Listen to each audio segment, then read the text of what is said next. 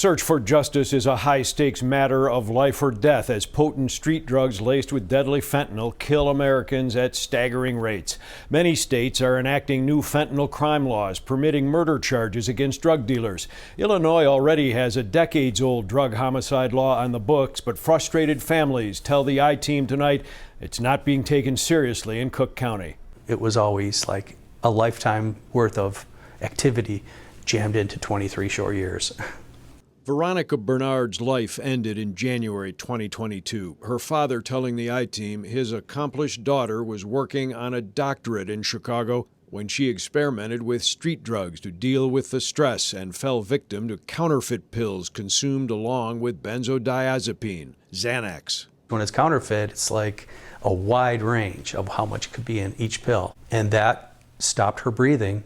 Philip Bernard wanted police and prosecutors to use Illinois' drug-induced homicide law to go after the dealer, using text evidence on his daughter's phone. He says the investigation went nowhere. They know so much about this person, yet they can't get him. In 2022, the I-Team revealing collar counties in Metro Chicago were much more aggressive pursuing the law. McHenry County continues to far outpace others in cases and convictions. According to officials, since 2016, 24 people have been convicted. The numbers that we've seen in McHenry County give me a lot of confidence that what we're doing has meaningful impacts on people's lives and is actually saving people's lives. Contrasting the McHenry numbers, an I-Team analysis of Cook County finds only 4 drug-induced homicide convictions since 2016. Why would this not take, priority? Former Chicago police officer Terry Almanza lost a daughter to drug poisoning. She now advocates for the law's use, including teaching CPD how to build these homicide cases. She's frustrated more isn't happening in Chicago. There is no bigger problem than, this opioid epidemic. The entire heartbeat of the drug trade stems from Cook County, like it just does. And there is cascading consequences for a step-down approach to drug prosecution coming from Cook County. The Chicago Police Department in 2022 vowing to make drug-induced homicide investigations a priority. The department tonight declining an interview, only providing a statement in part saying drug-induced homicides remain very complex investigations requiring significant evidence to prosecute.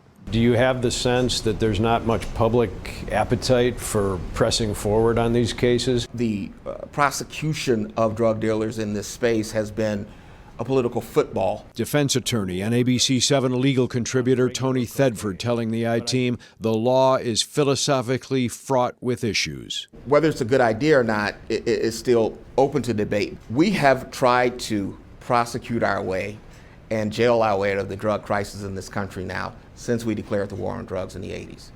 And it hasn't worked. Critics say the cases are difficult to pursue, tough to prove, and simply ineffective. Philip Bernard disagrees. You want to go after the people that are selling. That's the way that you break this cycle, is by working your way up the food chain. Cook County State's Attorney Kim Fox declining to provide any explanation why they prosecute far fewer drug-induced homicides than even smaller counties. In some homicide cases, prosecutors say they are obtaining plea bargain convictions for lesser charges. Regardless, the massive drug pipelines from China and Mexico to the U.S. continue to flow. Chuck Gowdy, ABC 7 Eyewitness News.